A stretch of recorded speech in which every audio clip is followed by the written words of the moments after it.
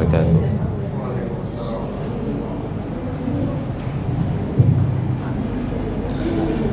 أعوذ بالله من الشيطان الرجيم. بسم الله الرحمن الرحيم. أفحسب الذين كفروا أن يتخذوا عبادي من دوني أولياء إنا أعتدنا جهنم للكافرين نزلا قل هل ننبئكم بالأخسرين أعمالا الذين ضل سعيهم في الحياة الدنيا وهم يحسبون أنهم يحسنون صنعا أولئك الذين كفروا بآيات ربهم ولقائه فحبطت أعمالهم فلا نقيم لهم يوم القيامة وزنا ذلك جزاؤهم جهنم بما كفروا واتخذوا آياتي ورسلي هزوا إن الذين آمنوا وعملوا الصالحات كانت لهم جنات الفردوس نزلا خالدين فيها لا يبغون عنها حولا قل لو كان البحر مدادا لكلمات ربي لنفد البحر قبل أن تنفد كلمات ربي ولو جئنا بمثله مددا قل إنما أنا بشر مثلكم يوحى إلي أنما إلهكم إله واحد فمن كان يرجو لقاء ربه فليعمل عملا صالحا ولا يشرك بعبادة ربه أحدا. আল্লাহ তাআলা শুকর আদায় করছি, তিনি আমাদেরকে আজকের প্যারেন্টস তারবিয়া এর আয়োজনে অংশগ্রহণের তৌফিক দান করেছেন। বলছি আলহামদুলিল্লাহ। আল্লাহুম্মা সাল্লি ওয়া সাল্লিম আলা নাবিয়িকা মুহাম্মদ আল্লাহুম্মা সাল্লি আলাইহি আল্লাহুম্মা বারিক আলাইহি। মানুষের জন্য খায়রুল কালামি মা ক্বাল্লা ওয়া দাল্লা, সর্বোত্তম কথা তাই যেটি কম কিন্তু বোঝায় অনেক বেশি। সর্বোত্তম শ্রোতা তারাই যারা যতটুকু শোনে ততটুকু থেকে তারা শিক্ষা নেয়। মানুষ সাধারণত অন্যান্য প্রাণীর মতো না যে শুনলো কেউ তার মধ্যে কোনো বোধোদয় হলো না। যেমন আপনি যদি কোনো একটা প্রাণীকে চিৎকার চেঁচামেচি করেন, তাহলে আপনার আওয়াজ শুনে হয়তো বা তার মধ্যে একটা রিয়াকশন তৈরি হতে পারে, কিন্তু এখান থেকে সে কোনো শিক্ষা নেবে না, কারণ সে বুঝেনি। কোনো মানুষের অবস্থা হলো এরকম যে লাহুম কুলুবুল লা ইয়াফকাহুনা বিহা, they have hearts, minds, but they don't utilize those to understand. তাদের অন্তর আছে কিন্তু তা দিয়ে তারা বুঝে না। ওয়ালাহুম আয়ুনুল লা ইবসিরুনা বিহা, তাদের চোখ আছে, চোখ দিয়ে তারা দেখে না। ওয়ালাহুম আযানুল লা ইয়াসমাউনা বিহা, তাদের কান আছে, কান দিয়ে তারা শোনে না। উলাইকা কাল আনআম, এরা হচ্ছে ওই যে চতুষ্পদ জন্তু, জানোয়ার, এগুলোর মতোই। তার মানে কোনো মানুষ বলতে পারবে না যে আমার চোখ নাই, মানে আই হ্যাভ আইস, আমার চোখ আছে, কিন্তু you have eyes other than the physical eyes. আপনার এই শারীরিক বা চর্মচক্ষুর বাইরেও চোখ আছে। আপনার এই মানে শারীরিক কান যেটি, অর্থাৎ আপনার চামড়ার যে কান, তার বাইরেও একটা কান আছে। আপনার হৃদয়ের বাইরেও হৃদয় আছে। সেটি আমরা কতটুকু ব্যবহার করতে পারি তার উপরে নির্ভর করে আমাদের সফলতা, সত্যিকার সফলতা।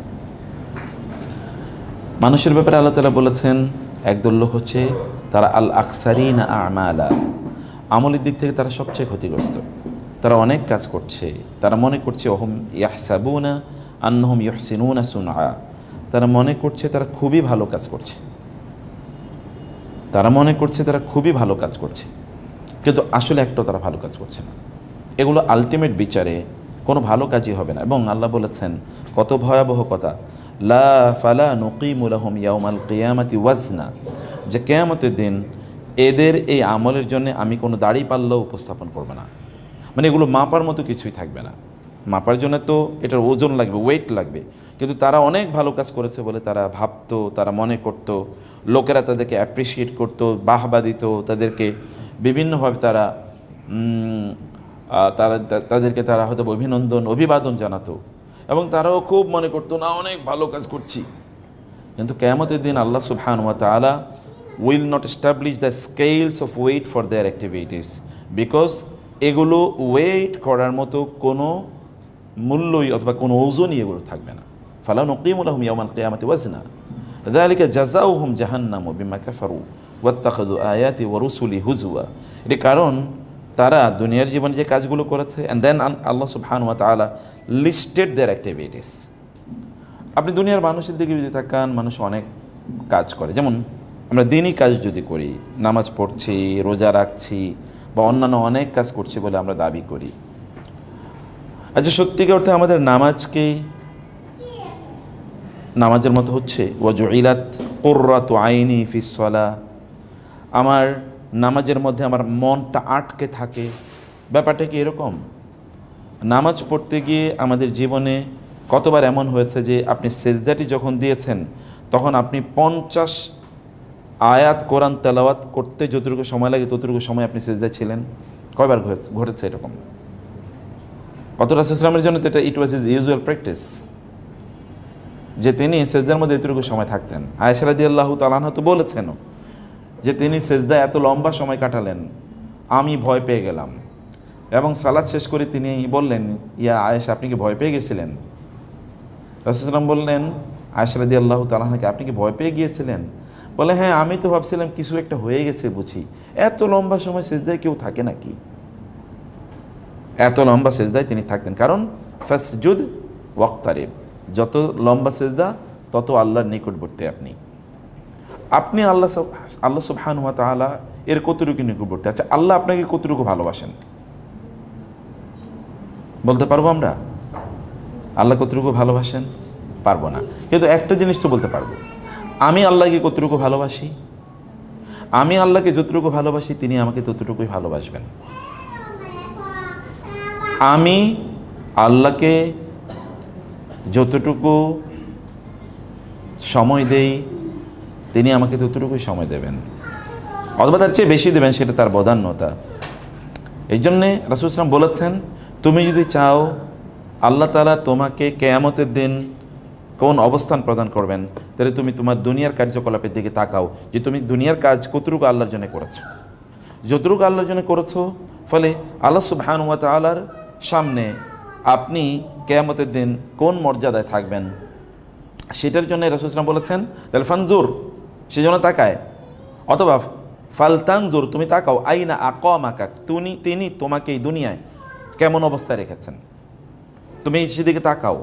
আমরা দুনিয়া যে ভালো কাজ করি বলে দাবি করি, ইবাদত করি, এই ইবাদতগুলোর মধ্যে কতটুকু প্রাণ আছে আপনি কি হলফ করে বলতে পারবেন? আমি কি হলফ করে বলতে পারবো যে না, এটা প্রাণ সমৃদ্ধ, এর মধ্যে স্বাদ আছে এবং এর মধ্যে প্রাণ আছে, এর মধ্যে জীবন আছে, এটা জীবন্ত, যেমন জীবন্ত নামাজ, এটা কতটুকু আমরা করছি, এটাও দিয়ে আমরা করি। এরপরে আরও অনেক ভালো কাজ আমরা দাবি করে থাকি, যেমন আমরা যদি জেনারেল সেন্সে ভালো কাজ বলি, তাহলে মানুষের জন্য কিছু করা, এটাও তো আমরা দাবি করে থাকি যে আমরা মানুষের জন্য ভালো কাজ করছি। কিন্তু মোস্ট অফ দ্য পিপল, কেন তারা মানুষের জন্য ভালো কাজ করে? আমরাও যতটুকু করি তার জন্যও আমরা তাদের কাছ থেকে কিছু একটা এক্সট্রা চাই। এমনকি আমরা তো ধরেন এই কথা কত শুনি, ছোট ভাইগুলোর জন্য সারাটা জীবন দিয়ে দিলাম, কিন্তু এখন যখন আমার প্রয়োজন তখন ওদেরকে আর কাউকে পাই না, এরকম বলে কিনা মানুষ? তাহলে তিনি কার জন্য করেছেন? তিনি কি আল্লাহর জন্য করেছেন? যিনি আল্লাহর জন্য করেন তিনি কি বলেন যে আপনি ফকিরকে ভিক্ষা দেওয়ার পরে আপনি কি ফকিরকে বলবেন তুমি আমার বোঝাটা একটু বয়ে নিয়ে যাও, আমাকে একটু দিয়ে আসো আমার বাসায়? এটা বলবেন না আপনি, কারণ ভিক্ষার বিনিময়ে আপনি চান না, আপনি চান আল্লাহ তাআলার কাছে। যদি ওকে বলেন যে ঠিক আছে তুমি আমাকে বিনিময় দাও তাহলে তো আর তাকে ভিক্ষা দিলেন না, আপনি পারিশ্রমিক প্রদান করলেন। তো আমরা মানুষের জন্য যতটুকু করি তারও তো আমরা বিনিময় চাই, তারও আমরা বিনিময় চাই। আপনারা যারা এখানে বোনেরা আছেন, আপনার স্বামীর জন্যে ধরুন স্বামী কোনো একটা কথা বলেছে, আপনার কষ্ট লেগেছে, তখন আপনি কিন্তু বলেন সারাদিন তো তোমার জন্যই, তোমার বাচ্চাদের জন্যই কাজ করি। আপনি কিন্তু বলেন না সারাদিন তো আমি আল্লাহর জন্য কাজ করি। অথবা উনি কষ্ট দিলে আপনি তখন রিয়াকশান দেখান, সারাটা জীবন তোমার জন্য আমি কাটিয়ে দিলাম, তোমার পেছনে কাটিয়ে দিলাম, তোমার সন্তানদের পেছনে নষ্ট করলাম আমি, এরকম কথা কিন্তু আমরা বলি। তার মানে আমরা তো আসলে আল্লাহর জন্য করিনি, সত্যিকার অর্থে তো আমরা আল্লাহর জন্য করিনি। এবং ব্রাদার্সরা যদিও সংখ্যায় নাই, ব্রাদার্সরা তো এখন সিনেমা নাটক নিয়ে ব্যস্ত, অথবা তারা এখন দুনিয়া নিয়ে বিভোর, তাদের আখেরাতের কোনো খবরও নাই। ওনাদের কথা নিষেধ করছি, মানে বলছি না, অন্যান্যদের কথা। এই জন্য ব্রাদারদেরকে এখন আর এই জায়গায় পাওয়া যায় না, তাদেরকে এখন খেলার মাঠে পাওয়া যাবে, সিনেমার আপনার থিয়েটারে পাওয়া যাবে, অথবা সিনেমা হলে পাওয়া যাবে, অথবা আড্ডাখানায় পাওয়া যাবে, জুয়ার আসরে পাওয়া যাবে, গল্পের আসরে পাওয়া যাবে, মিছিলে মিটিংয়ে পাওয়া যাবে, দিনই আলোচনায় নাই। তারপর বোনেরা কিছু আছেন, আপনারা যতটুকু আপনারা আছেন, আল্লাহ তাআলা আপনাদেরকে উত্তম বিনিময় দিন, আল্লাহুম্মা আমিন। আমাদের এই যে যতটুকু কাজ, ব্রাদাররা যখন তারা কাজ করেন, যখন তাদের পারিবারিক কোনো সংকট দেখা দেয়, তখন কিন্তু বলে সারাটা জীবন দিন রাত কেবল তোমাদের জন্যই করছি, তোমাদের জন্যই করছি, তোমাদের জন্যই তো কাজ করছি। তিনিও কিন্তু কথা বলেন। তাহলে what is actually the place and the position of Allah in our life? আমাদের জীবনে আল্লাহ তাআলার কতটুকু? যেমন আপনারা কেউ যদি কোনো কিছু বলে, আপনি যদি এটা মনে করেন আমি আমার পরিবারের জন্য যা করছি, স্বামী সন্তান অথবা অন্যান্য পরিবারের সদস্য বা আত্মীয় স্বজনদের জন্য যা করছি, এটা আমি আল্লাহ সন্তুষ্টির জন্য করছি, তাহলে আপনি দেখবেন immediately all the pains and the প্যাংস will be over. কষ্ট সাথে সাথে দূর হয়ে যাবে, কারণ আপনি করছেন কার জন্যে? আল্লাহর জন্যে। এবং আপনি পুরস্কার চান কার কাছ থেকে? আল্লাহর কাছ থেকে। ইবতিগা ওয়াজহিল্লাহ, লা নুরিদু মিনকুম জাযাআও ওয়ালা শুকুরা, ইন্নামা নুতঈমুকুম লিওয়াজহিল্লাহ, লা নুরিদু মিনকুম জাযাআও ওয়ালা শুকুরা। তারা বলেন ইন্নামা নুতঈমুকুম লিওয়াজহিল্লাহ, মানে whatever service we provide to you, আমরা যেই তোমাদেরকে সার্ভিসই দিই না কেন, এটা আমরা করি লিওয়াজহিল্লাহ, for the sake of Allah, for him, for Allah only, for his pleasure, আমরা আল্লাহর সন্তুষ্টির জন্যে। এবং লা নুরিদু মিনকুম জাযা, আমরা তোমাদের কাছ থেকে কোনো প্রতিদানও চাই না, ওয়ালা শুকুরা, এবং বলিও না যে তোমরা আমাদেরকে বলো থ্যাংক ইউ ভেরি মাচ, তোমরা আমাদের জন্য কৃতজ্ঞতা আদায় করো, এটাও বলি না। কারণ আমরা করি টাকার জন্যে, আল্লাহ সুবহানাহু ওয়া তাআলা এর জন্যে। যদি আপনি মানুষের জন্য কাজ করা বলেন, আর অন্যান্য লোকদের যদি আপনি পরিস্থিতি দেখেন, তাহলে তারা তাদের জীবনযাপনটা তারা কীভাবে করছে? মানুষ যেমন বিভিন্ন বিশাল বড় আয়োজন করছে, আনন্দ ফুর্তি, কোনো এলাকায় গেলে ওই এলাকাটা হুলস্থুল করে দেয়, ঠিক আছে, ওইখানে যারা আছে, এখানে হোটেলে যারা আছে সবাইকে আমি আজকে খাওয়াবো, আচ্ছা এখানে যারা আছে সবাইকে চা দাও তো আমি খাওয়াবো, ওকে। অথবা এলাকায় গিয়ে আপনি অনেক বিশাল মজমা করলেন, অথবা বোনরা এখানে যারা আছেন বান্ধবীদেরকে আজকে বাসায় দাওয়াত দেবেন এবং হুলস্থুল করে রান্না করলেন, সারাদিন হইচই চিৎকার চেঁচামেচি, কারণ আজকে ভাই বাসায় নাই, অথবা আজকে রান্না বান্না হুলস্থুল, এগুলো কী জন্য আপনি করেছেন? আপনি কি মনে করছেন এটা ইবাদত? না, এটা তো আপনি আনন্দের পার্ট হিসেবে করেছেন, এটা আপনি আনন্দের পার্ট হিসেবে করেছেন। তাইলে আমাদের সত্যিকার অর্থে যেগুলো আলটিমেটলি আল্লাহর কাছে গিয়ে যেগুলো ম্যাটার করবে, যেগুলো এর ওয়েট থাকবে আল্লাহর কাছে গিয়ে, কেবল এগুলো আল্লাহর জন্য করা হলো, এতটুকু কতটুকু কাজ আছে। এমনকি বোনেরা যখন আপনারা যখন হেজাব কেনেন, মানে হেজাব মানে হচ্ছে আপনারা বোরকা যখন কেনেন, তখনও তো আপনি দেখেন সুন্দর কোনটা সুন্দর, কোনটা আপনাকে সুন্দরী হিসেবে দেখাবে, এটাও দেখে কেনেন, তাহলে তোর বোরকার দরকার নাই। মানে বোরকা যদি আপনাকে সুন্দরী হিসাবেই দেখায়, তাহলে তোর বোরকার দরকার কি? বোরকা তো আপনি পরবেন আপনার সৌন্দর্য ঢাকার জন্যে। এবং এই জন্য বলে রাখি আজকে অন দ্য রেকর্ড, বোরকা হতে হবে কালো। বন্ধুকে বলে রাখলাম বোরকা হতে হবে কালো, অন্য কালার নয়। যাই হোক, কারণ আপনার বোরকা দেখার পরে কেউ বলে ও কি দেখলাম রে, আরেকবার দেখি তো, তাইলে তো আপনি বোরকা পরলেন, অন্য কিছু পরলেন। তাহলে ইভেন আমরা যে পোশাকটা পরছি, সেই পোশাকের মাধ্যমেও তো আমরা ধরুন যেগুলোকে আল্লাহ সন্তুষ্টি অর্জনের বা আল্লাহর ইবাদত বলে আমরা দাবি করি, সেগুলো তো সত্যি করতে আল্লাহর ইবাদতের মধ্যে নাই, তাই না? সেগুলো তো আল্লাহর ইবাদতের মধ্যে নাই। তো আমরা এখানে সত্যি করতে আমাদের এই প্রবলেমটা কোথায় জানেন? আমাদের এই সংকটটা কোথায়? কেন আমাদের মধ্যে এমন অবস্থা তৈরি হয়েছে? আমাদের এগুলো তৈরি হওয়ার একটাই কারণ, তা হলো যে আমরা গুনার সাগরে ডুবে আছি, অপরাধের সাগরে ডুবে আছি। এই ডুবে থাকার কারণে আল্লাহ সুবহানাহু ওয়া তাআলা তারা কি করেছে, নাসুল্লাহ ফাআনসাহুম, তারা আল্লাহকে ভুলে গিয়েছে, এবার আল্লাহ তাআলা তাদেরকে ভুলিয়ে দিয়েছেন। আচ্ছা বলেন তো, এই যে আমরা দিনরাত সফলতার পেছনে দৌড়াই, আপনার সফলতার পেছনে দৌড়ান, ক্যারিয়ার, এখন তো বোনরা যেহেতু বেশি আছেন, ভাইরা তো নাই, অত ভাইদের গল্প করে লাভ নাই। এখন একদল মানে আপনি দেখবেন, মানে আমাদের তো মহিলারা, হাদিসে আসছে রাসূল সাল্লাল্লাহু আলাইহি ওয়াসাল্লাম বলেছেন, মানে ইয়া মা'শারান নিসা তাসাদ্দাকনা ফা ইন্নী উরিতুকুন্না আকসারা আহলিন নার, হে নারীরা তোমরা বেশি বেশি সাদাকা করো, কারণ তোমাদেরকে আমি বেশি বেশি জাহান্নামে দেখেছি। এটা তো একটা ভয়ের কারণ আছে, এটা একটা ভয়ের কারণ আছে। তো এই কারণে নারীদেরকে নাসিহা করতে হয় বেশি, কারণ তারা নাসিহা শোনার সুযোগ তাদের কম। ব্রাদারদের তো নাসিহা শোনার সুযোগ বেশি, ব্রাদারদের। এই জন্য বোনরা এখানে আছেন, মাশাআল্লাহ, আলহামদুলিল্লাহ। আমরা সফলতার পেছনে, এখন বোনরা আধুনিক যুগে বোনদের জন্যে জান্নাতের পথে চলা আরও ডিফিকাল্ট হয়ে যাচ্ছে, কারণ নতুন করে বক্তব্য এসছে কি, ক্যারিয়ার, দ্য উইমেন আর ক্যারিয়ারিস্ট। এখন নারীরা হচ্ছে ক্যারিয়ারিস্ট। বাংলাদেশের আইনে পর্যন্ত আছে 18 বছরের আগে বিয়ে করা যাবে না, কিন্তু 14 বছর থেকে বয়ফ্রেন্ড রাখা যাবে। এটা বাংলাদেশের আইনের কথা বলছি। 18 বছরের আগে বিয়ে করতে পারবেন, এবং বিয়ে করেই দেখেন না যে পুলিশে ধরে নিয়ে যাবে, কিন্তু বলা আছে 14 বছর থেকে সে ফিজিক্যালি স্বাধীন, সে যা মনে চায় তা করতে পারবে, কোনো প্রবলেম নেই। তাইলে আপনি কোথায় আছে, সমাজে আছে কোথায়, নৈতিকতা আছে কোথায়? অথচ কোরআনে যদি আল্লাহ তাআলা বলেছেন হাত্তা ইজা বালাগুন নিকাহ, মানে কোরআনে আল্লাহ তাআলা বালেগ হওয়াটাকে বলছেন বিয়ের বয়সে পৌঁছা। কোরআনে আল্লাহ তাআলা বলছেন হাত্তা ইজা, সূরাতুন নিসায়ে, হাত্তা ইজা বালাগুন নিকাহ, যখন তারা তাদের বিয়ের বয়সে পৌঁছে। বিয়ের বয়সে পৌঁছা মানে হচ্ছে বালেগ হওয়া। আর বালেগ কখন, এটা তো আপনি জানেন। সর্বোচ্চ ইমাম শাফি বলছেন সর্বোচ্চ 15 বছর, এরপরে আর কেউ নাবালেগ থাকে না, এর মধ্যে বালেগ হয়ে যায়। তো এটা সফলতার কথা আমি বলছিলাম। সফলতাটা আসলে কি? সফলতার একটা কি মানদণ্ড আমাদের সামনে উপস্থাপন করা হয়। যেমন আপনারাও আপনাদের বাচ্চাদের ব্যাপারে বলবেন, এভারেজ ইন্টারন্যাশনাল স্কুলে পড়াচ্ছি আমরা সফল, আমাদের চেয়ে বড় সফলকে। অথবা আপনি একটা চাকরি করতে পারছেন, আপনার চেয়ে বড় সফলকে। সেদিন এক বোন আমাদেরকে মেসেজ পাঠিয়েছে। মেসেজটা হলো কনভারসেশন, তার আরেকজনের সাথে কনভারসেশন। অন্য একজনকে বলছেন, মানে কোনো একজন বোনকে বলছেন, আপা ওনার যন্ত্রণা তো আর আমি টিকতে পারতেছি না, কি করব? বলে আপা ওর ডিভোর্স দিয়ে দেন, তাড়াতাড়ি ডিভোর্স দিয়ে দেন, আর কত সহ্য করবেন, এত সহ্য করা যায় না। বলে আপা আমার হাজব্যান্ডের কথা বলতেছি না, আমার অফিসের বসের কথা বলতেছি। তো বলছে না আপা একটু ধৈর্য ধরে থাকেন, চাকরি তো জীবনে, চাকরির তো মূল্য আছে, কষ্ট করে চাকরিটা রাখেন। স্বামীর আগে বলছে এটা তালাক দিয়ে দেন, আর বসের ব্যাপারে কি বলছেন? বলছে ইয়ে দিয়ে দেন। আরেক বোন পাঠিয়েছে আমাদেরকে, সেটা হলো বলছে আপা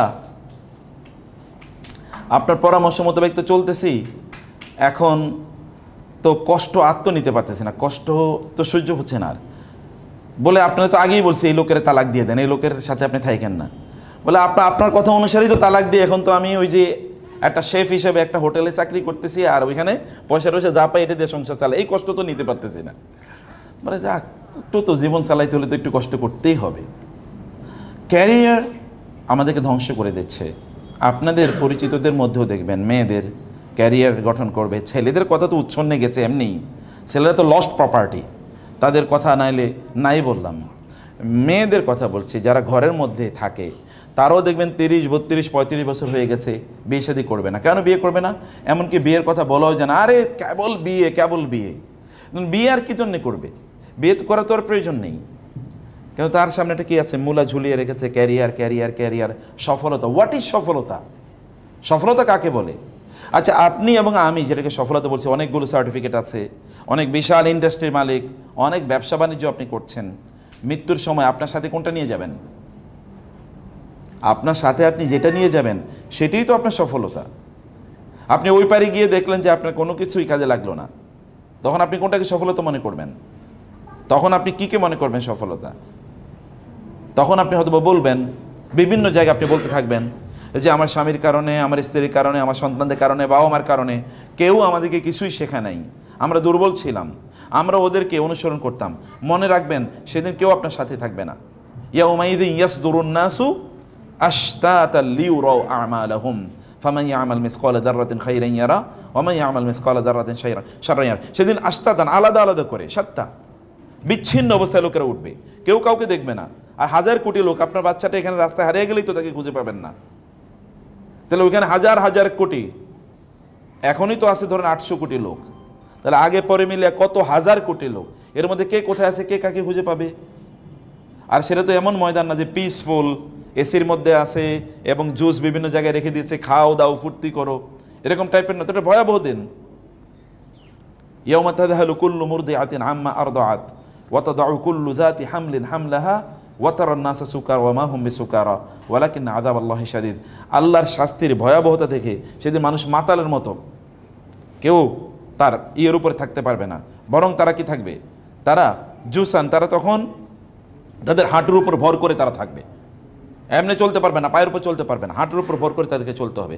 খুশআন আবসারুহুম তারহাকুহুম যিল্লাহ, খুশআন আবসারুহুম, তাদের মাথা থাকবে এরকম, ওয়ানাতিল উজুহু লিল হাইয়িল কাইয়ুম ওয়াকাদ খাবা মান হামালা যুলমা। যেই দিন লোকেরা তাদের নিজেদের উপর, তাদের রবের উপর জুলুম করেছে, খারাপ পথে চলেছে, সেই সকল লোকেরা সেদিন লাঞ্ছিত হবে, অপমানিত হবে, মাথা থাকবে নিচের দিকে। ইন্না জাআলনা ফি আ'নাকিহিম আগলালান ফাহিয়া ইলাল আযকানি ফাহুম মুকমাহুন। সেদিন তাদের গলায় বেড়ি পরিয়ে দেওয়া হবে, শিকল পরিয়ে দেওয়া হবে, এইরকম কোনো দিকে তাকে এরকম করতেও পারবে না সেদিন, তো খুঁজে পাবে কীভাবে? সেই রকম একটা জায়গায় তখন সফলতার জন্য আপনি বলবেন আমি তো ওই কারণে করতে পারিনি, ওই কারণে করতে পারিনি, ওই কারণে করতে পারিনি, তখন আল্লাহ তাআলা বলবেন আলাম নুআম্মিরকুম মা ইয়াতাযাক্কারু ফীহি মান তাযাক্কার ওয়া জাআকুমুন নাযীর ফাযুকু ফামা লিয-যালিমিনা মিন নাসির। তোমরা কেন এই অভিযোগ দিচ্ছ? তোমরা বলেছো যে অমকের অনুসরণ আমরা করতাম, অমকের অনুসরণ করতাম, এমনকি যে শয়তানের কথা আমরা চলছি সেই শয়তান বলবে সেদিন ওয়াদাআউতুকুম ফাস্তাজাবতুম লি ফালা তালুমুনি ওয়ালুমু আনফুসাকুম। আমরা তো তোমাদেরকে কেবল ডেকেছি আমার পথে, মানে শয়তান বলবে আমি তোমাদেরকে কেবল ডেকেছি কিন্তু তোমরাই তো ডাকে সাড়া দিয়েছো। আমি কি বলছি নাকি যে তোমাদেরকে বাধ্য করেছি? তা তো করিনি, কেবল তোমাদেরকে আমি ডেকেছি, ডাক দিয়েছি, এই আসো। তোমরা তখন হ্যামিলনের বাঁশিওয়ালার মতো তোমরা তখন সেদিকে কি দৌড়ে তোমরা গিয়েছো। ফাস্তাজাবতুম ফালা তালুমুনি, আজকে আমাকে কোনো দোষ দিয়ে লাভ নাই, ওয়ালুমু আনফুসাকুম, তোমাদের নিজেদেরকে তোমরা দোষ দাও, তোমাদের নিজেদের বিরুদ্ধে তোমরা অভিযোগ উত্থাপন করো, আমাদের বিরুদ্ধে উত্থাপন করবে না। সেদিন আপনি বলবেন আপনি অমুককে অনুসরণ করেছেন, আল্লাযীনা তাবাউ লিল্লাযীনা তুবিউ ওয়া ক্বালা আল্লাযীনা তুবিউ লিল্লাযীনা তাবাউ। কোরআন আল্লাহ তাআলা বলেছেন যারা অনুসরণ করত তারা ওই তাদের নেতাদেরকে লক্ষ্য করে বলবে। নেতা মানে কিন্তু রাজনৈতিক, আপনার রাজনৈতিক আলোচনা নেবেন, কারণ আমরা রাজনৈতিক আলোচনা করি না। রাজনীতি is not part of our life, রাজনীতির বাইরে কথা। আপনি নেতা মানে যে নায়িকাকে দেখে দেখে আপনি আপনার আইব্রোটা কেমন করবেন, আপনার লিপস্টিকটা কেমন কিনবেন, আপনার পোশাকটা কোনটা কিনবেন। এবং এখন তো ধরেন ঈদের সময়ও ক্যাটরিনা মানে হচ্ছে এবার কি হট ড্রেসের হট ডিমান্ড, মিসেস ক্যাটরিনা, এটা হয়তো বা পোশাকেরই নাম, আরও কত নাম আছে, এগুলো শুনি আর কি বিভিন্ন জায়গায়, সব মুখস্থ রাখতে পারি না। তো এটা হলো আপনার, অথবা ধরেন আরও অন্যান্য। এখন ধরেন ওই যে বিভিন্ন ধরনের ছেলেদের এখন দেখেছেন না ছেলেরা কিভাবে চুল কাটে, মানে শুধু চুল কাটার জন্য যদি আল্লাহ তাআলা বলে তুই কেন এইভাবে চুল কাটলি, এতটুকুই তার জাহান্নামের জন্য যাওয়া যথেষ্ট, আর কিছু লাগবে না। মানে চুলের ছাট আর কাট দেখে যা মনে হয়। তো এখন আমরা যখন সেদিন বলবো যে আপনি যাকে অনুসরণ করতেন, যাকে দেখে দেখে আপনি বিভিন্ন ধরনের জিনিস শিখছেন, এমনকি বোনেরা কেবল ইউটিউবে কেবল দেখেন রান্না, কত আইটেমের রান্না শেখা যায়, প্রতিদিনই একটা করে রান্নার ভিডিও আসে আর প্রতিদিনই আপনি ওটা দেখেন। আবার এখন তো কাপল ব্লগ আছে, কাপল ব্লগ বুঝেন তো আপনারা নিশ্চয়ই, মানে কিছু কিছু পুরুষ আছে এত অথর্ব, এরা পুরুষ না হয় এরা মহিলা হলে আরও ভালো হইতো। এরা বাসায় বসে থাকবে আর তাদের মহিলাদেরকে নিয়ে বিভিন্ন ব্লগিং করবে, ভিডিও বানাবে, এগুলো সোশ্যাল মিডিয়াতে দেবে আর ওইখান থেকে টাকা ইনকাম করে তারা চলবে। মানে ওর তো বিয়ে করাই হারাম ছিল, ওকে কে বিয়ে করাইলো? ও তো বিয়ে করাই উচিত ছিল না, কারণ বিয়ের দায়িত্ব সেই কেবলমাত্র তো করবে। আল্লাহ তাআলা বলেছেন, আল্লাহ রাসূল বলেছেন ওয়ামান লাম ইয়াস্তাতি' ফাআলাইহি বিস-সাওম ফাইন্নাহু লাহু উইজা। মান ইয়াস্তাতিউ মিনকুম তাওলান আন ইয়ানকিহাল মুহসানাতিল মুমিনাত, যারা মোমেন নারীদেরকে বিয়ে করার সামর্থ্য রাখবে তারাই কেবল বিয়ে করবে, আর যারা সামর্থ্য রাখবে না। বিয়ে করার সামর্থ্য মানে কি? সামর্থ্য মানে হচ্ছে অর্থনৈতিক সামর্থ্য। এটা ফিজিক্যাল সামর্থ্য নাহলে তো বিয়ে করাই হারাম। অর্থনৈতিক সামর্থ্য থাকলে সে বিয়ে করার জন্য অ্যাপ্রোচ করবে, আদারওয়াইজ ফাইলাহি বিসওম, আদারওয়াইজ সে রোজা রাখবে। ফাইন্নাহু লা উইজা, রোজাই তাকে বাঁচাবে যার চরিত্র যেন নষ্ট না হয়ে যায়। তাহলে এই যে কাপল ব্লকিং, এবং আপনারা দেখবেন আপনাদের পরিচিত বোনদের মধ্যে যদি কেউ এটা করে, তাকে বলবেন এটা তো হারামই, এটা তার দুনিয়াও শেষ আখিরাতও শেষ, তার দুনিয়াও শেষ আখিরাতও শেষ। এগুলো সফলতার মান। আমরা ওই যে যাকে অনুসরণ করছি ওকে দেখে দেখে এটা শিখছি। আপনার কেন এত ইউটিউবে ভিডিও দেখতে হবে, রান্নার ভিডিও? কেন ইউটিউবে কি দিন কীভাবে প্র্যাকটিস করা যায় এরকম ভিডিও নাই? আপনার কত আইটেমের রান্না লাগবে? আমি ব্যক্তিগতভাবে অধিকাংশ সময়, আমি জানি না আপনাদের হাজব্যান্ডদের হ্যাবিট কি বা ভাইদের হ্যাবিট কি, আমি সাধারণত এক তরকারি দিয়ে ভাত খাই সাধারণত। আমি সেটা ডাল হলেও যথেষ্ট কখনো কখনো, অথবা ভর্তা আর ডাল, এনাফ আলহামদুলিল্লাহ। মানুষের তো এত বেশি খাওয়া লাগে না, কষ্ট করে খাওয়া লাগে, কিন্তু এত বেশি না। আপনাকে কেন 20টা আইটেম তৈরি করতে হবে? নতুন নতুন মুখরোচক খাদ্য, ইয়েস দ্যাট ইজ পসিবল, কিন্তু আল্লাহ রাসূলের ঘরে কত ধরনের খাবার ছিল, অথবা রাসূলদের সাহাবীদের ঘরে কত রকমের খাবার ছিল। এত আইটেম করতে গিয়ে আমি বলছি যে বোনদের, কোথায় আমরা সফলতা খুঁজছি? আমি সফলতা খুঁজছি এগুলো এগুলো এগুলো এগুলো ক্ষুদ্র ক্ষুদ্র এই সকল জিনিসের মধ্যে, বা বৃহত্তর জিনিসের। যাকে আমি ফলো করছি তাদের বিরুদ্ধে ওই দিন ওর কারণে আমার সময়টা নষ্ট হয়েছে, আল্লাহ সে বলবে আমি কি তোমাকে ডেকেছিলাম, বলেছিলাম? আবার যারা অনুসৃত এই যে আমরা যারা অনুসরণ করছি, আবার যারা অনুসরণ যাদেরকে আমরা করতাম তারও বরং সেদিন আমাদের বিরুদ্ধে অভিযোগ দেবে। ফলে আমাদের বাঁচার কোনো উপায় নাই। বিভিন্ন জিনিসটাকে আপনি মনে করছেন এগুলো আমাদের সফলতা। আপনার সফলতা আপনার সাথে যা যাবে তার নাম, যেটা আপনার সাথে যেতে পারবে না বা আপনার সাথে যেটা যাবে না, বরং কিয়ামতের দিন যেটা আপনার জন্য বিপদের কারণ হয়ে যাবে, সেটা কোনোদিনই সফলতা হতে পারে না। আমাদের সন্তানদেরকে আমরা সফলতার জন্য যে মূলা আমাদের সামনে ঝোলানো হচ্ছে, মনে রাখবেন গোটা পৃথিবী এখন 3টে জিনিস আমাদেরকে দিয়ে করিয়ে নিচ্ছে, এবং একটা দাজ্জালীয় সভ্যতা। যে সভ্যতায় আমরা আছি এটা পুরোটা দাজ্জালীয় সভ্যতা। কোথাও আপনি দিনই সভ্যতা খুঁজে পাবেন না। আপনি আরবে যান আর আজমে যান, সব জায়গায় পরিস্থিতি একই, সর্বত্র পরিস্থিতি একই। তাহলে কি হবে? উকবা ইবনে আমির রাদিয়াল্লাহু তাআলা আনহু যেমন রাসূল সাল্লাল্লাহু আলাইহি ওয়াসাল্লামকে জিজ্ঞেস করলে রাসূল সাল্লাল্লাহু আলাইহি ওয়াসাল্লাম বলেছিলেন, তুমি যদি বাঁচতে চাও তাহলে 3টে জিনিস করো। বাঁচতে চাইলে 3টে জিনিস করো। একটা হলো বাসায় বেশি বেশি থাকবে। এখনকার বর্তমান যুগে তো মার্কেটগুলোকে বোনদের কাছে লিজ দিয়ে দেওয়া হয়েছে। পুরুষরা তারা বাসায় থাকে, ঘুমায় আর সিনেমা দেখে, আর মহিলারা বাজারে যাবে হলো কাটা করার জন্য, এটা তাদের কাছে। আর মহিলাদেরকে তো আপনাদেরকে বলে রাখি, এটা বোনরা কখনো দোকানদারকে গিয়ে বলবেন না ভাইয়া এটা দাম কত, ও তো আপনার ভাইয়া কোনোদিন হয় নাই, ও আপনার ভাইয়া কি, ওর সাথে আপনার এরকম কথা বলাই নিষিদ্ধ, হারাম। আপনি তার সাথে গিয়ে বলবেন এটার দাম কত, বিজনেস টক, তুমি দাম কত বলো। এবং আপনার স্বামীর সাথে না, আপনার ছেলের সাথে, আপনার বাবার সাথে যে ল্যাঙ্গুয়েজে কথা বলবেন ওই ল্যাঙ্গুয়েজে। আপনার বাবাকে নিশে ভাইয়া বাবা এরকম টেনে আপনি বলেন না, তাহলে ওইখানে কি আপনার টেনে কথা বলতে হবে কেন? আপনার সাথে তার সেখানে আলোচনা কিসের, আলাপ কিসের? আপনার তো ওইখানকার পণ্য কিনতে যদি কখনো যান, if you happen to go, যদি যেতে হয় সেখানে বেশি সময় না, ওটা তো সবচেয়ে নিকৃষ্ট জায়গা আল্লাহ রাসূল বলেছেন, তাই না? সবচেয়ে শাররু বুকাইল আরদি, এই জমিনের সবচেয়ে নিকৃষ্ট জায়গা হলো বাজার। সেখানে গেলে মানুষ আল্লাহকে ভুলে যায়, সাধারণত আল্লাহকে ভুলে যায়। সেই জায়গায় আমাদের গিয়ে এত লম্বা আলোচনা করার কথা না। আপনার if you need anything then go and then purchase and come back to your home. কারণ ঘরে বেশি থাকতে আল্লাহ রাসূল আমাদেরকে নির্দেশনা প্রদান করেছেন। ঘরগুলোকে মসজিদ বানাতে আল্লাহ সুবহানাহু ওয়া তাআলা বনী ইসরাইল লোকদেরকে নির্দেশ করেছেন ঘরগুলোকে মসজিদ বানানো। যেমন আপনাদের ঘরকে আপনার মসজিদ বানাবেন কিভাবে? ওয়াজআলু বুয়ুতাকুম কিবলা, তোমাদের ঘরগুলোকে মসজিদ বানাও, কেবলা বানাও, নামাজের জায়গা বানাও। আপনার ঘরে কি নামাজের জায়গা আছে? বলতে পারবেন যে এটা নামাজের জায়গা? যদি না বলতে পারেন তাহলে তো এটা ভয়াবহ অবস্থা। এটা নামাজের জায়গায় কেন বলতে পারবেন না? এটা আপনার বাচ্চাদের, এটা আপনার চিলড্রেন, ওইটা কি আপনার মাস্টার বেড, ওইটা হচ্ছে চিলড্রেন বেড, এটা কিচেন, এটা টয়লেট, ওইটা আবার বেলকনি, ওইটা এইটা সেই। শুধুমাত্র বলতে পারেন না যে এটা প্রেয়ার রুম, এটাই শুধুমাত্র বলতে পারেন না। অথচ আপনার একটা প্রেয়ার রুম বা একটা প্রেয়ার প্লেস থাকার উচিত ছিল, যেখানে আপনি নীরবে নির্জনে বসে একটু নামাজ আদায় করতে পারবেন, কেউ আপনাকে ডিস্টার্ব করবে না। যেখানে বসলে আপনি ধরুন দিনই কিছু কথা আপনি চিন্তা, ওইখানে বসার কারণেই, যেমন মসজিদে বসে আপনি ইচ্ছা না করলেও কিছু দিনই জিনিস আপনার মাথায় চলে আসে, একটু তাসবিহ তাহলিল চলে আসে, এরকম একটা জায়গা আপনার ঘরটাকে ঘরের কোনো একটা কর্নার এরকমভাবে আপনার তৈরি করা দরকার ছিল। সেখানে আপনার কোরআন থাকবে, হাদিস থাকবে, ফিকের আকীদার বই থাকবে, আপনি ওখানে গিয়ে এটা পড়বেন, এরকম একটা অনুভূতি আপনার তৈরি হলো, বা এমন জিনিস তৈরি হলো।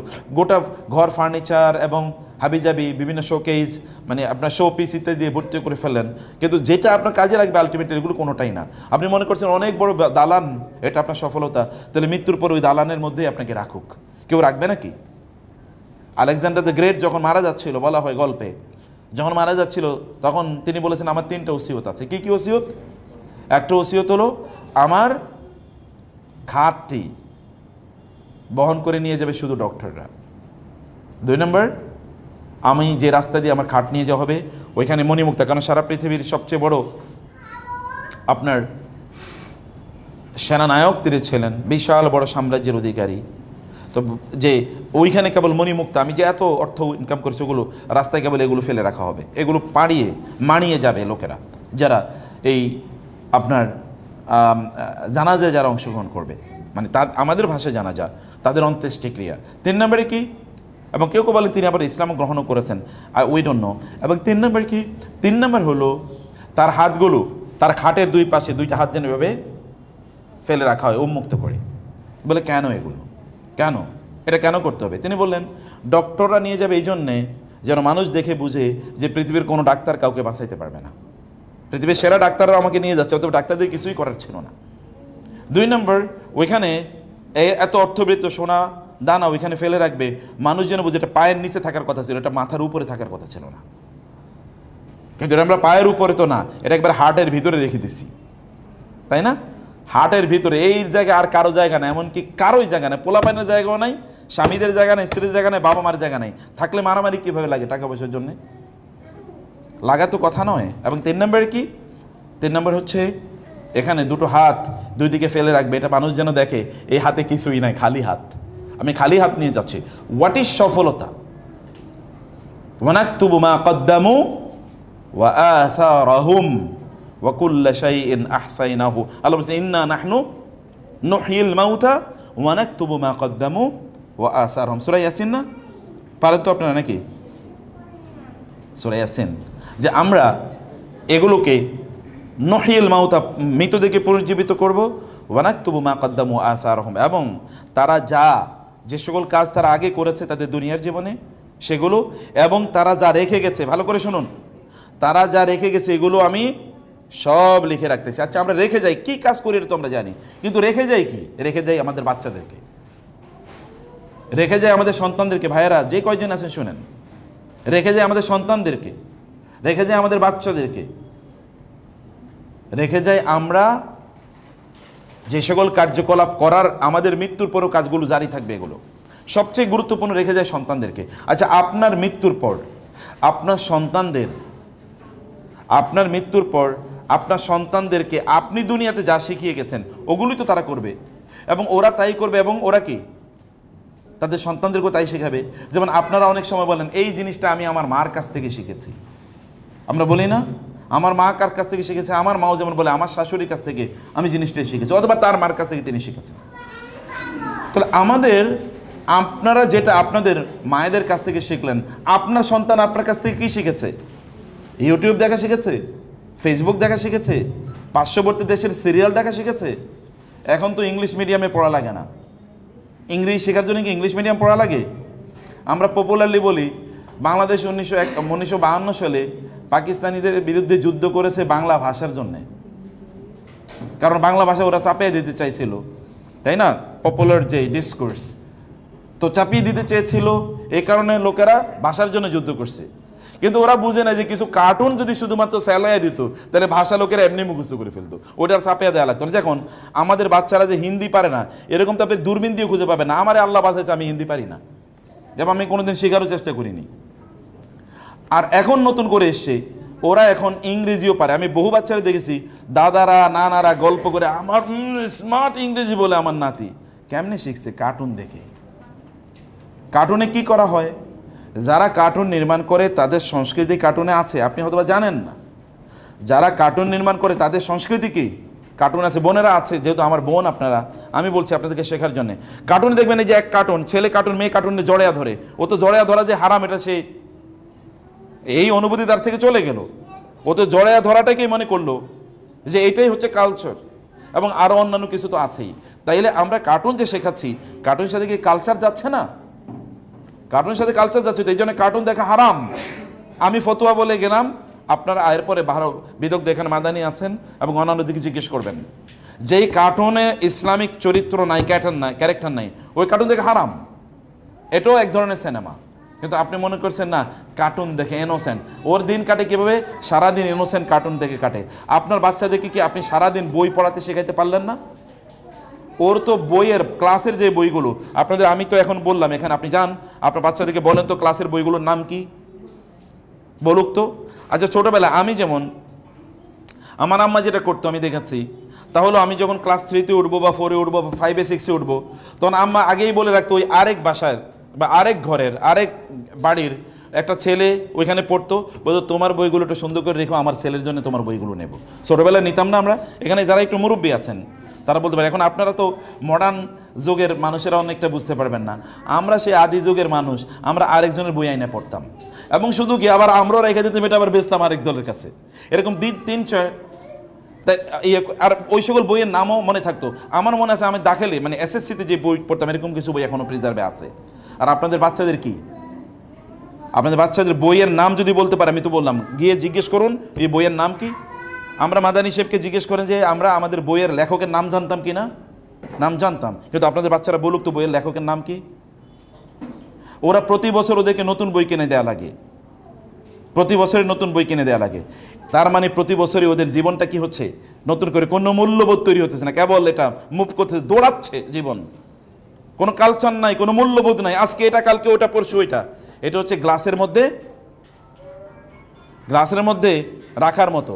পানির কালার কি আর এটা বুঝতে পারতেছে না, কারণ গ্লাসের কালার কারণে কি পানির কালার কেবল চেঞ্জ হচ্ছে, বাচ্চাদের কালার প্রতি মুহূর্তে চেঞ্জ হচ্ছে, প্রতি মুহূর্তে। আপনি আপনার বাচ্চাকে কোনো এক সময়, তুমি আমার বাচ্চা, তুমি আমার ছেলে, আমার পেট থেকে তুমি জন্ম নিয়েছিলে, আপনি অবাক হবেন, কিন্তু কাজটা আপনি করে ফেলেছেন। আপনিও তো বাবা, এখানে ভাইয়েরা বলবেন আমার বাপদাদারও তো, আমার তো ভালো বংশ, আমার তো রক্ত ভালো, তুমি এরকম খারাপ হলো কীভাবে? রক্ত কীভাবে ভালো হয়? রক্ত কি ইনজেকশন দিয়ে মানে পার্মানেন্টলি দিয়েছিল? রক্ত তো প্রতি মুহূর্তে খারাপ হচ্ছে, রক্ত তো প্রতি মুহূর্তে দূষিত হচ্ছে। আমরা আমাদের সন্তানরা কিন্তু আমাদের জন্যে ওয়া আসারাহুম, আমরা যে প্রভাব রেখে যাচ্ছি, আপনি ওদেরকে যা শেখাচ্ছেন ওরা তাদের পরবর্তী জেনারেশনকে তার চেয়ে খারাপটা শেখাবে। আপনি যা শেখাচ্ছেন 100 ভাগ ভালো শেখাতে পারবে না। যেমন আপনি বা আমি আমার বাপদাদার কাছ থেকে, অথবা আমার মা, খালা, ফুফু, নানি, দাদি, তার কাছ থেকে সব ভালো নিতে পারি নাই, সব ভালো নিতে পারি। তারা এরপরে এরা কি শিখবে? এরা কি নেবে? এই নেয়ার, এই যে আপনি রেখে যাচ্ছেন না, আপনি শুধু মনে করছেন যে আপনি সন্তানদেরকে রেখে যাচ্ছেন না, আপনি একটা 14 জেনারেশন তৈরি করে যাচ্ছেন। 14 জেনারেশন কীভাবে? ওরা তাদেরকে যেভাবে শেখাবে, আপনি তাদেরকে যেরকম শিখিয়েছেন আপনার সন্তান এরকম শেখাবে। আপনি দেখবেন রাস্তাঘাটে যে সকল ছেলেফেলেগুলো মারপিটকারী হয়, মানে যেগুলো বলা একেবারে মারপিট ছাড়া কিছু বোঝে না, ওর বাসা বাড়িতে গিয়ে দেখবেন মা বাবা প্রতিদিন মারপিট করে। যেহেতু আমি মানুষের জীবনী অনেক পড়েছি, আমি বহু মানুষের জীবনী দেখেছি যে তারা বলেছে আমরা এরকম মারপিট কেন করতাম, কারণ আমাদের বাপ মাদেরকে মারপিট করতে দেখেছি, মনে করছি মারপিটই বুঝি জীবনের একটা অংশ, পার্ট। এটা যে একটা খারাপ জিনিস বুঝি নাই। গালিগালাজ বাচ্চারা কোত্থেকে শিখেছে? ও কি ফেরেশতারা এসে গালিগালাজ শিখিয়ে দিয়েছে? নাকি আপনার পেটে থাকা অবস্থায় বা বাবারা তাদের ঔরসে থাকা অবস্থায় গালিগালাজ শিখেছে? তা তো না। তাহলে বাসায় গালিগালাজের একটা কালচার ছিল, সে কালচার থেকে ওরা গালিগালাজ শিখেছে। এবং ওরা তাদের সন্তানদেরকে কি বলবে? আপনি আপনার সন্তানকে অমকের বাচ্চা বললেন, ও তার সন্তানে তো অমকের বাচ্চা বলবে, মানে আরও কয়েক ডিগ্রি এগিয়ে যাবে। আপনি আসলে কি শব্দ তার সামনে চয়েস ব্যবহার করছেন? আপনি তার সামনে কি করছেন? আপনি তাকে কিভাবে নির্মাণ করছেন? আপনি ওকে জানেন যেভাবে তৈরি করবেন, ওকে যদি একটা দিনদার আল্লাহওয়ালা খুবই ভালো ছেলে বানান, ভালো মেয়ে বানান, তাহলে তার সন্তানকে সে ভালো বানাবে। তারা তাদের সন্তানকে ভালো, তাহলে আপনি একটা ইম্প্যাক্ট তৈরি করলেন। এই ইম্প্যাক্ট মানে 14 জেনারেশন পর্যন্ত। এটা হচ্ছে অনুকাদ্দিমু, মানে ওয়ানাকতুবু মা কদ্দামু ওয়া আসারাহুম। আপনি কিন্তু এমন একটা অবস্থা যে আপনি মারা যাবেন, কিন্তু আপনার আমল কিন্তু বন্ধ থাকবে না। আপনি জানেন যে মানুষ মারা গেলেও 3 ধরনের আমল জারি থাকে না? আসলে তো 3 ধরনের আমল না, আরও অনেক বেশি। রাসূল সাল্লাল্লাহু আলাইহি ওয়াসাল্লাম প্রায় 7-8 ধরনের আমলের কথা বলেছেন বিভিন্ন হাদিসে, কিন্তু এই হাদিসটি সবচেয়ে পপুলার। এর মধ্যে কি 1 নম্বর রাসূল সাল্লাল্লাহু আলাইহি ওয়াসাল্লাম বলেছেন, 1 নম্বর রাসূল সাল্লাল্লাহু আলাইহি ওয়াসাল্লাম বলেছেন সাদাকাতিন জারিয়া আও ওয়ালাদিন সালিহিন ইয়াদউ লাহ, দিনদার নেককার কোন সন্তান রেখে যাওয়া।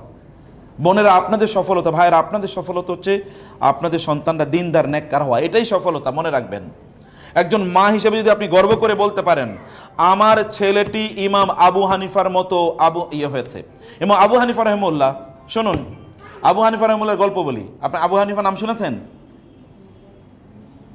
আবু হানিফা নাম শুনেন? আবু হানিফা সালমান খানের নাম শুনছেন কিনা?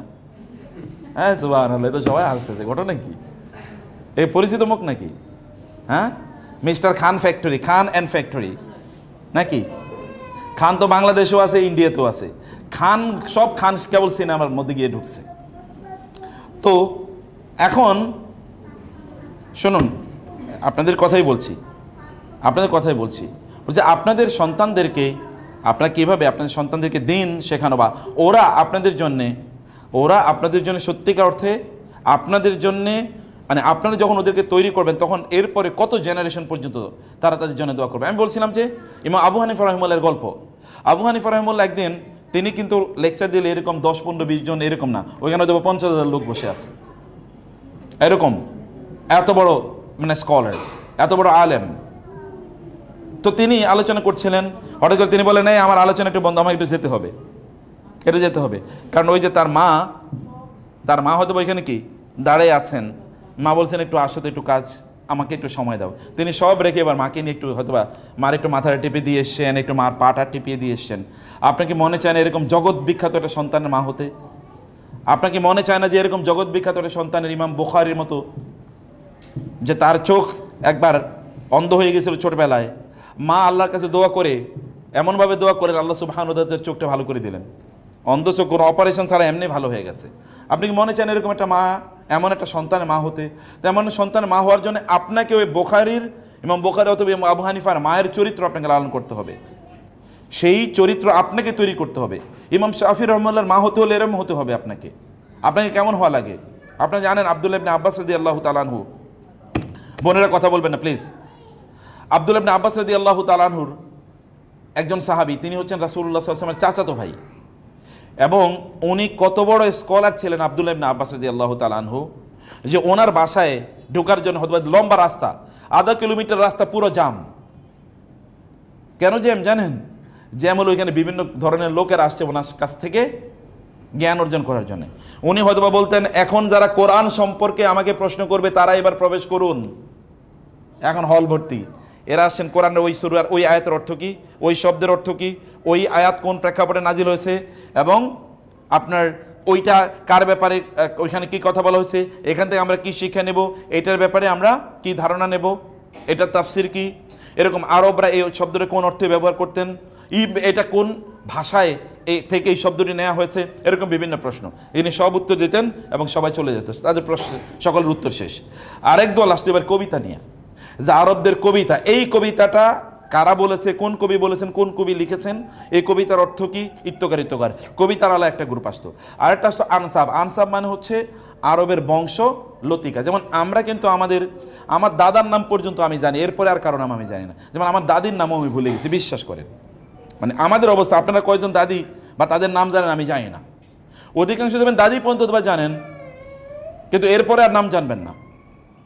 তো কিন্তু আরবরা 14 জেনারেশন পর্যন্ত নাম জানতো, এবং এগুলোতে আবার এক্সপার্ট ছিল। এই এক্সপার্ট ছিল হচ্ছে আব্দুল্লাহ ইবনে আব্বাস। আব্দুল্লাহ ইবনে আব্বাসের কাছে একদল আইসা, যে আমার দাদার মানে আমার বংশোত্তর আমি জানি না, একটু বলে দেন তো, আমি একটু লিখে নিয়ে যাই। উনি বলে দেন তোমার বংশধারা হলো এটা, 14 জেনারেশন, একেবারে 14 পুরুষ পর্যন্ত বলে দিত। আরেকজন আসতেন হাদিসের ব্যাপারে জানার জন্য, আরেকজন আসতেন ফিকের ব্যাপারে জানার জন্য, আরেকজন আসতেন কি আকীদার ব্যাপারে জানার জন্য, আরেকজন আসতেন ইতিহাসের ব্যাপারে জানার জন্য। মানে এরকম ধরেন অথবা 10, 12, 15টা গ্রুপ এরা আসতেন। এবার ইতিহাস সম্পর্কে যারা জানতে চায় তাদেরকে প্রবেশ করতে দাও, তারা আসতো, তাদেরকে তিনি উত্তর দিতেন। এত বড় স্কলার কোত্থেকে তৈরি হয়েছেন সেই গল্পটা একটু শোনেন। একদিন তার মায়ের নাম ছিল উম্মুল ফদল। তার এক ফুফু ছিল, তার এক খালা ছিল রাসূলুল্লাহ সাল্লাল্লাহু আলাইহি ওয়াসাল্লামের স্ত্রী, উম্মুল ফদল এবং আব্দুল্লাহ ইবনে আব্বাস এরা মদিনা হিজরত করে যান অনেক পরে, মক্কা বিজয়ের পর। এরা মক্কায় থেকে গিয়েছিলেন, কারণ তার বাবা আব্বাস রাদিয়াল্লাহু তাআলা আনহু তিনি তখনও ইসলাম গ্রহণ করেন, রাসূলের চাচা। এরা বাপ মা এবং ছেলে এরা আগেই ইসলাম গ্রহণ করেছে, কিন্তু তারা তো যেতে পারেন না। একটা হলো পিচ্ছি ছেলে বাচ্চা, আর মা তো নারী, যেতে পারেন নাই। মক্কা বিজয়ের পর তারা মদিনা হিজরত করে যান। ওইখানে যাওয়ার পর উম্মুল ফদল মানে আব্দুল্লাহ ইবনে আব্বাস, ছোট আব্দুল্লাহ, কিন্তু বয়স তখন 10-11, আপনাদের বাচ্চারা যেমন স্কুলে পড়ে, তাকে বললেন যে যাও, তোমার রাসূলুল্লাহ সাল্লাম আজকে তোমার খালার বাসায় থাকবেন। কারণ রাসূল সাল্লামের স্ত্রী তো কয়েকজন, এর মধ্যে কোন স্ত্রীর কাছে কোন রাত থাকবেন তিনি সমান ভাগে ভাগ করে নিয়েছেন। অথবা তোমার খালা, ওই খালার রাত ঘরে আজকে তিনি তার রাতে থাকার কথা, তুমি যাও, তার নাম মাইমুনা, সেখানে তুমি যাবে, সেখানে তুমি থাকবে, দেখবে রাসূলুল্লাহ সাল্লামের রাতের ইবাদতটা কি, যেন তুমি তার মতো করে ইবাদত করতে পারো। বুঝতে পারছেন? মিলিয়ে নেন আপনাদের সাথে। এবং দেখেন, উনি বললেন আমি গেলাম, মা নির্দেশ দিয়েছে, আমি গেলাম, গিয়ে আমি রাত তার সাথে কাটালাম। সহিহুল বুখারী হাদিস। এবং বালিশ রাসূলুল্লাহ সাল্লাম এবং তার স্ত্রী, বালিশটা ধরেন এইভাবে দেয়া, রাসূল সাল্লাম এবং তার স্ত্রী এই পিঠে এইদিকে শোয়া, আর ওই দিকে তিনি বলেন আমি ওই দিকে শুয়ে রইলাম, আমি উল্টা দিকে, তারা এই দিকে। আমি কিন্তু রাতে ঘুমাইতে পারি নাই, কারণ আমার তো মা অ্যাসাইনমেন্ট দিয়ে পাঠাইছে, আমি কি করব। রাত 2টা বা এরকম আমি ধারণা করে বলছি আর কি সময়টা, কারণ রাসূলুল্লাহ সাল্লাম সাধারণত রাতের শেষ তৃতীয়াংশে তিনি ঘুম থেকে উঠে তারপরে নামাজ আদায় করতেন। তিনি ঘুম থেকে তাহাজ্জুদ, তিনি ঘুম থেকে উঠলেন, উঠে ওইখানে পানির মশক, একসময় ছোটোকালে আপনি দেখেছেন না, ওই যে ইয়ের মতো, মটকার মতো, মটকা না কি বলে এটাকে, পানি রাখার জন্য জার একটু এরকম ঝুলানো ছিল, এই ঝুলানো ঝাড়টা তিনি নিলেন। আরব দেশে তো পানির অভাব, ঝুলানো ঝাড়টা নিলেন, নিয়ে তারপরে তিনি উজু করলেন। আমি দেখলাম তিনি কি করতেছেন। যখনই তিনি উঠছেন, কারণ আমি তো গেছি রাতে তিনি কি ইবাদত করেন এটা দেখার জন্য, যখনই তিনি উঠছেন আমি চোখটা এরকম সাজিয়ে রাখলাম তিনি কি করছেন। দেখলাম মশক থেকে মশকটা নিয়েছেন, নিয়ে তিনি পানি ওযু কীভাবে করলেন আমি হুবহু তা খেয়াল রাখলাম। এরপরে তিনি নামাজে দাঁড়িয়ে গেলেন, এবার আমি উঠলাম, উঠে আমি ওইখান থেকে ওইটা নামিয়েছি, নামিয়ে এবার আমি তার মতো করে উজু করেছি। উজু করে তার বাম পাশে গিয়ে আমি তার সাথে জামাতে না দাঁড়িয়ে গিয়েছি তার বাম পাশে। কিন্তু ইমামের সাথে বাম পাশে দাঁড়াতে হয় না, ইমামের সাথে দাঁড়াতে হয় কোন দিকে, ডান পাশে। রাসূল সাল্লাল্লাহু বারবার আমাকে ডান দিকে নিয়ে আসছিলেন, আবার আমি বাম দিকে চলে গেছি, তিনি আবার ডান দিকে নিয়ে আসেন, আবার আমি বামে গেছি, আবার তিনি ডানে নিয়ে গেলেন, আবার আমি বামে গেলাম। এর মধ্যে নামাজ শেষ। নামাজ শেষে রাসূল আমাকে বললেন তোমারে যতবারই ডানাই আনি তুমি ততবারই বামে যাও কেন, ঘটনা কি? তিনি বললেন ইয়া রাসূলুল্লাহ, আপনার সাথে আপনার ডান পাশে দাঁড়ানোর মতো মর্যাদা পৃথিবীর কার আছে? আর আমি তো ছোট বাচ্চা, এটা তো একটা মর্যাদার মতো ইস্যু। প্যারালাল হলে সেখানে প্যারালালি দাঁড়ানো যায়, আপনার বাম পাশে দাঁড়াইতে আমার ভয় লাগছে, এখানে আমি ডান পাশে দাঁড়াইতে আমার ভয় লাগছে, এই জন্য বাম পাশে এসে দাঁড়িয়েছে। রাসূল সাল্লাল্লাহু একটু অ্যামেজড হয়ে তার দিকে তাকাতে, ছোট্ট বাচ্চা এরকম বুদ্ধি ওর কোত্থেকে আসলো? তখন সেই সময়ে গভীর রাতে তিনি আল্লাহর কাছে দোয়া করেন, আল্লাহুম্মা ফাক্কিহু ফিদ্দীন ও আল্লিমহু তাউইল, হে আল্লাহ তুমি দ্বীনের গভীর জ্ঞান তাকে দাও এবং তুমি তাকে কোরআনের ব্যাখ্যা শিখিয়ে দাও। আল্লাহর কাছে দোয়া করেছেন। এবং দেখেন তো এরপরে ঘটনা তো আপনি শুনলেন। এবং ওইখানে যারা তার কাছ থেকে জ্ঞান অর্জনের জন্য এসছেন এরা কিন্তু সব ওই যে অন্য দেশের লোকেরা তা না, এরা হচ্ছেন সাহাবীরা, এরা সাহাবীরা। এমনকি ওমর রাদিয়াল্লাহু তাআলা আনহু দ্বিতীয় খলিফা, রাসূল সাল্লাল্লাহু আলাইহি ওয়াসাল্লামের সাহাবীদের মধ্যে দ্বিতীয় শ্রেষ্ঠতম ব্যক্তি ওমর রাদিয়াল্লাহু তাআলা আনহুর তার যে কনসালটেটিভ অ্যাসেম্বলি, তার যে উপদেষ্টা পরিষদের মধ্যে ছোট্ট বাচ্চা আব্দুল্লাহ ছিলেন রাদিয়াল্লাহু তাআলা আনহু। লোকেরা বলতেন এখানে ছোটই বাচ্চা এখানে কেন, আমরা সব সিনিয়র লোকেরা এখানে। তিনি বলতেন বয়সের উপর ভিত্তি করে সিনিয়র আর জুনিয়র তৈরি হয় না, হয় জ্ঞানের উপর ভিত্তি করে। ওনার জ্ঞান তোমাদের সবার চেয়ে বেশি। আপনার বাচ্চাটা কি, আপনি কি কোনোদিন এরকম কি হতে পারে না যে আপনার গল্প কোনো একদিন কেউ বলবে যে অমকে তার সন্তানকে এভাবে তৈরি করেছিল, অথবা আপনার সন্তান বলবে, আপনার ছেলেই বা আপনার মেয়েই তার সন্তানদেরকে, মানে আপনার নাতনিদেরকে যখন লালন পালন করবে তখন বলবে আমার মা কিন্তু আমাকে এভাবে লালন করেছিল। যেমন আমার মায়ের কথা আমি বলি, আমার মা একটা লম্বা লাঠি নিয়ে তারপরে বসতেন, অথবা রান্নাঘরে আছেন, অথবা তিনি খাওয়াচ্ছেন, অথবা আমরা পড়ছি কিনা আমার 4 বোন, এবং 4 বোনের মধ্যে 1 বোনের আগেই বিয়ে হয়ে গেছে তখন আমি পড়াশোনা করার আগে, বাকি 3 বোন এবং আমরা ঠিকমতো পড়ছি কিনা লাঠি দিয়ে তিনি দেখতেন, পিটাতেন। আমি শাসনের কথা বলছি, আমি গল্প হিসেবে বলতে পারছি, আরও অনেক গল্প আছে। আপনার সন্তানরা আপনার ব্যাপারে কি গল্প বলবে? আম্মু প্রচুর মোবাইল দেখত, অথবা আম্মুর ওই সিরিয়ালটা খুবই পছন্দ ছিল, যদি তাইলে বুঝতেই পারেন যে পরিস্থিতি কোথায় গিয়ে দাঁড়াবে। ভালো কিছু গল্প ওদের জন্য রাখুন, এই কথা কমপক্ষে ওরা যেন বলুক যে আম্মু আমাদেরকে নিয়ে কোরআন তেলাওয়াত করতো একসাথে, আম্মু আমাদেরকে নিয়ে রাতের গভীরে কান্না করতে একসাথে। আমি জানি না কখনো আপনারা কান্না করেছেন কিনা আপনাদের সন্তানদেরকে নিয়ে, অথবা আপনাদের সন্তানরা কি কখনো দেখেছে কিনা, আপনাদের সন্তানরা কি কখনো দেখেছে কিনা যে আপনি ওর জন্য আল্লাহর কাছে কান্না করেছেন, আল্লাহ তুমি আমার সন্তানটাকে অনেক ভালো মানুষ বানাও। কখনো আপনার সন্তানদের এই অনুভূতি হয়েছে কিনা? এই অনুভূতি না হলে কিন্তু আপনাদের জন্য বিপদ আছে বোনেরা। এটা আপনারা করুন, সন্তানদেরকে নিয়ে কাঁদুন এবং ওদের সামনে কাঁদুন, ওরা শুনুক, ওদের অগোছরে কাঁদুন, ওদেরকে নিয়ে কাঁদুন। আপনি নবী রাসূলদের যদি কোরআনে নবী রাসূলদের যদি ইতিহাস দেখেন, দেখবেন যেমন ইব্রাহিম আলাইহিস সালাম কি করেছেন। যখন ওয়াইদ ইয়ারফাউ ইব্রাহিমুল কওয়াইদা মিনাল বাইতি ওয়া ইসমাঈল, এরপরে কি রব্বানা তাকাব্বাল মিন্না। এই যে মাকামে ইব্রাহিম আপনার হজ উমরা যদি করতে গিয়ে থাকেন, তাহলে এখানে দেখবেন মাকামে ইব্রাহিমটা কি আসলে। ইব্রাহিম আলাইহিস সালাম বাইতুল্লাহ কাবা শরীফ নির্মাণের পর তিনি এবং তার ছেলে, বাপ এবং ছেলে, এই দুইজন মিলে ওইখানে দাঁড়িয়ে আল্লাহর কাছে দোয়া করেছেন, রব্বানা তাকাব্বাল মিন্না, রব্বানা জাআলনা রব্বি জাআলনি মুকিমাস সালাতি ওয়া মিন যুররিয়াতি, রব্বানা জাআলনা মুসলিমাইনি লাক। এখানে দাঁড়িয়ে দোয়া করেছেন। কোরআনে পিতামাতা এদের সকল আলোচনার কেন্দ্রবিন্দু, পিতামাতা এবং সন্তানদের আলোচনার কেন্দ্রবিন্দু হলো দোয়া। তার জন্য দোয়া করা, তাদেরকে নিয়ে দোয়া করা, তাদেরকে সাথে নিয়ে দোয়া করা। মনে রাখবেন মানব সন্তান এটা গরু ছাগলের মতো না, যেমন গরু ছাগলদেরকে খাবার দিলেই যথেষ্ট, আর কিছু লাগে না। আপনি রাখাল, খাবার কাইটা নিয়ে আসলেন, ওর সামনে খাবার দিলেন, এরপরে কি হচ্ছে আর দেখার বিষয় না। মানব সন্তান এরকম না, মানব সন্তান কেমনে খায় এটাও দেখতে হয়।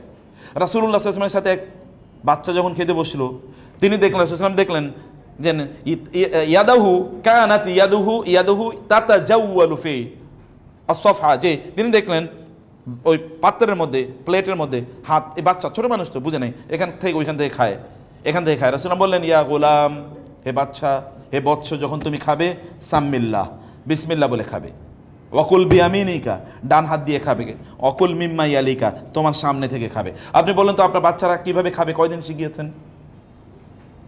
কয়দিন শিখিয়েছেন? বরং শেখানোর সময় কই?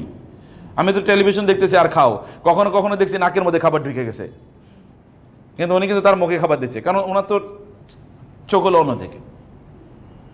কখনো কখনো মুখে খাবার পর্যন্ত দেয় না, তাহলে ও ভালোবাসা শিখবে কোত্থেকে? আমরা তো তাকে খাবারও খাইয়েও দেয়ার ওইরকম অনুভূতি বা অতটুকু সময়ও আমাদের এখন আর নাই। অত তাকে যখন আপনি খাওয়াচ্ছেন, আপনি তাকে বলতে হবে, তুমি বিসমিল্লাহ বলে ইয়ে করেছো, তুমি কি হাত ধুয়ে এসেছো, এটা তাকে আপনাকে বলতে হবে। এবং বলতে হবে তুমি সামনে থেকে খাও, খাবারের সময় অন্য কারো প্লেটের দিকে তাকাতে নাই, যতটুকু দেয় ততটুকুর মধ্যে সন্তুষ্ট থাকো। খাবার কখন কখন সবাই আসো, একসাথে বসো, আমরা দস্তরখানে বসলাম, একসাথে খাবো। একসাথে খাওয়া, এর মধ্যে রাসূলুল্লাহ সাল্লাল্লাহু আলাইহি ওয়াসাল্লাম এর কাছে সাহাবায়ে কেরামরা আসলেন এবং বললেন, ইয়া রাসূলুল্লাহ, খাই কেন, কিন্তু খাবারে কেন যেন তৃপ্তি নাই, খাবারে কি নাই, তৃপ্তি নাই। তিনি বললেন, লাআল্লাকুম তাআকুলুনা মুতাফাররিকিন, তোমরা কি আলাদা আলাদা আপনারা কথা বলবেন কেন? শুনুন সিস্টাররা প্লিজ, আমি তো শিক্ষক, আমার চোখ মানে চোখটা ইয়ে করে, যাই হোক আপনারা অন্য কিছু মনে করবেন না। আমি বলছি যে লাআল্লাকুম তাআকুলুনা মুতাফাররিকিন, তোমরা কি আলাদা আলাদা খাও, বিচ্ছিন্নভাবে খাও? তখন সাহাবায়ে কেরাম বললেন, হ্যাঁ বিচ্ছিন্নভাবে, আমরা তো আলাদা আলাদা খাই। রাসূল বললেন, কুলু মুস্তামিন, একসাথে খাও, একসাথে খাও। একসাথে খাইলে কি হয়? খাবারে বরকত হয়, তৃপ্তি হয়, স্বাদ তৈরি হয়, ভালোবাসা তৈরি হয়। আমাদের ফ্যামিলিগুলোর মধ্যে দুইটা ডাইনামিক্স থাকার কথা। কয়টা? দুইটা। একটা হলো মাওয়াদ্দা, একটা হলো রহমা। পরস্পর পরস্পরকে প্রচণ্ড ভালোবাসা, খুবই ভালোবাসা। আপনার বাচ্চাদেরকে আপনি কতটুকু ভালোবাসেন বলেন? ভালোবাসার সিমটম কি? ভালোবাসা কি মুখের কথা, তোমার জন্য তোমার জন্যই তো এত কাজ করতেছি, এটাকে ভালোবাসা বলে না বোনেরা। ভালোবাসা কুড়ে গড়েও ছিল কোন এক সময়। আপনাদের বাপ দাদাদের অথবা আপনাদের দাদা দাদি, নানা নানি বা তাদের আগের প্রজন্ম গিয়ে দেখেন তাদের ঘরগুলো কোথায় ছিল। তারা কি এরকম বিশাল অট্টালিকা ছিল? ছিল না, কিন্তু ভালোবাসা ছিল ঘরে ভর্তি, ভালোবাসা ছিল, শ্রদ্ধা ছিল।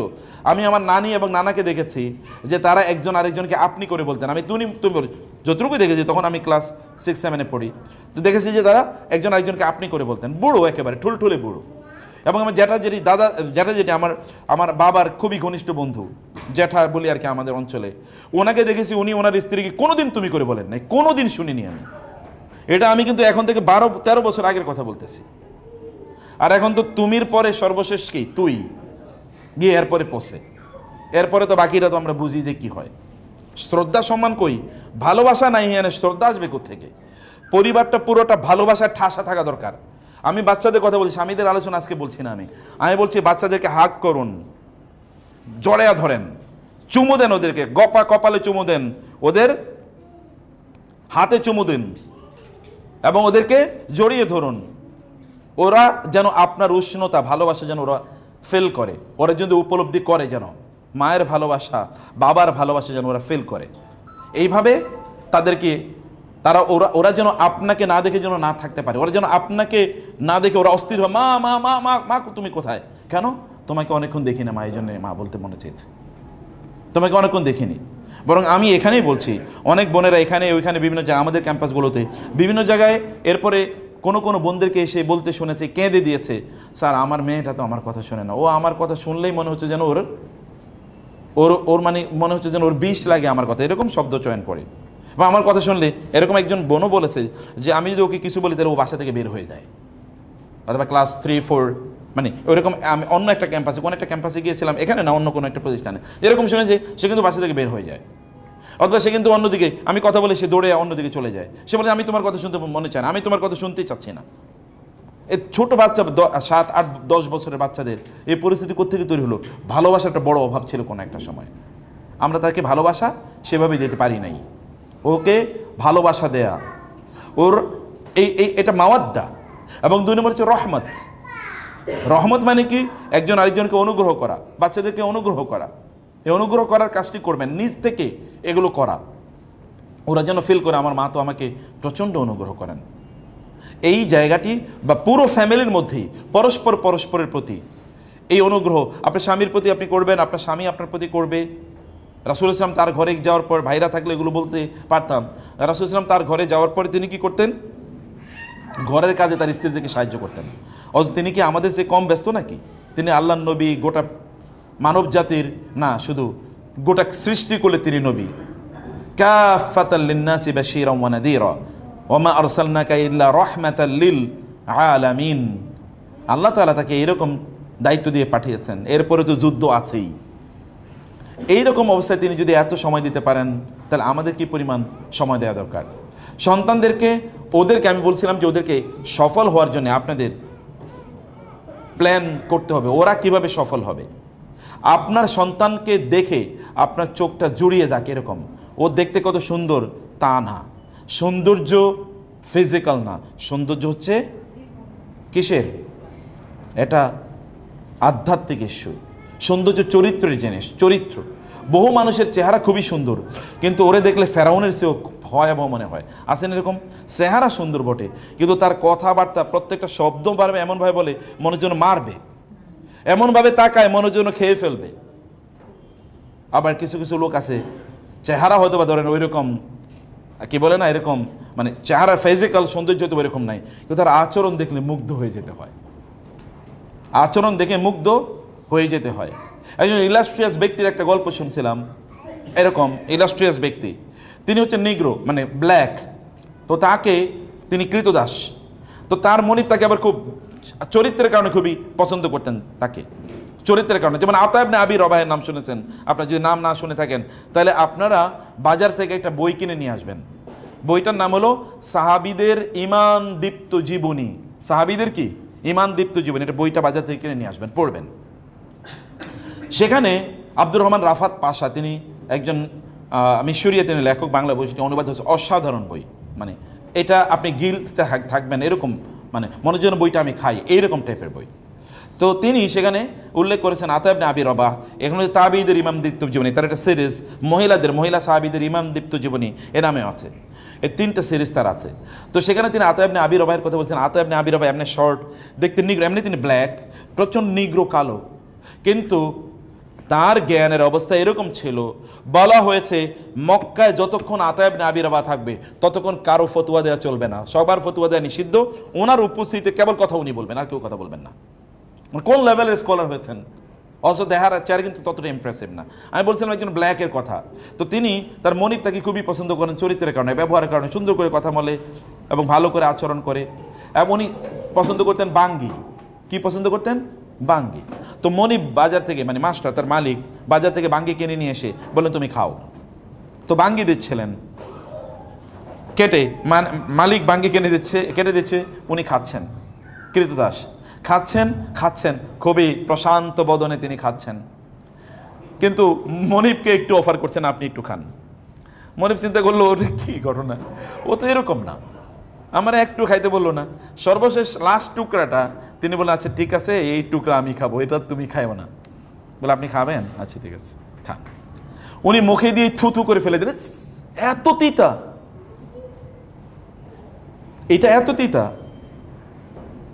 তো বললো কি? বলে এত তিতা, এটা কি এই অংশটাই তিতা নাকি এরকমই তিতা ছিল? বলে পুরাটাই তো এরকম তিতাই তো। তো তুমি যে খেলে তোমার চেহারাতে কোনো বিকৃতি দেখলাম না, দেখলাম তুমি এত প্রশান্তভাবে খাচ্ছ। তিনি বলেন আমি তো বাঙ্গি খাচ্ছিলাম না, আমি আপনার ভালোবাসা খাচ্ছিলাম, আপনি বাজার থেকে কিনে নিয়ে এসছেন, আমি কিভাবে বলি যে জিনিসটা তিতা? আচরণ চরিত্র কেমন। এখন আপনারা বোনেরা আমার রান্না করেছেন, কত কষ্ট করে পুড়ে রান্না করেছেন, এরপরে স্বামী এসে বলবে কি রান্না করছো, খাইলাম না, এগুলো লবণ হয় নাই। অত স্বামী বলতে পারতো এত মজা হয়েছে, যদি আরেকটু লবণ হইতো তাহলে মনে হইতো জান্নাত থেকে খাবারটা আসছে মাত্র। আপনাকে ইউ কুড হ্যাভ ক্রিয়েটেড লাভ, কিন্তু কি হলো ডিজাস্টার। উনি যে এত কষ্ট করে রান্না করলেন এইটাও গেল, এরপরে রিলেশনটাও কি ধ্বংস হয়ে গেল। You could develop your relation, অথবা you should have developed your relation. আপনাকে রিলেশনটা ডেভেলপ করা লাগে, ভালো করে ডেভেলপ করতে হয়। এই ব্যাপারে এখানে আপনাকে ডায়নামিক হওয়া লাগে। বাচ্চাদের সাথেও এরকম ডায়নামিক হন।